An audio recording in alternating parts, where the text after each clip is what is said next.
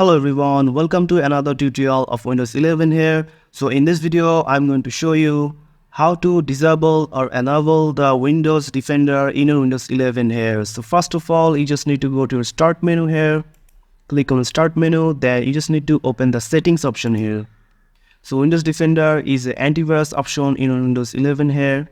So after opening the system settings option here, you need to go to the left and click on privacy and security. Then you just need to choose this Windows security option here. Then here you will find the option called virus and threat protection. Click on it. And as you open the virus and threat protection, you need to scroll down and click on this manage settings here. Click on manage settings.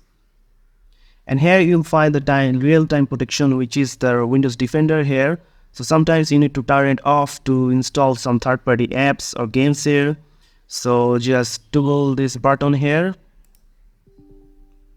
Then you just need to click yes here. And your Windows Defender is now turned off here.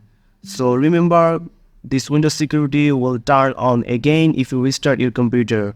So that's it guys, this is how you disable or enable the real-time protection or the Microsoft Windows Defender in your Windows 11 here. So if you want to turn it on again, just toggle this on and your Windows security is turned on again. So if you found this video helpful, please subscribe to this channel and thank you for watching.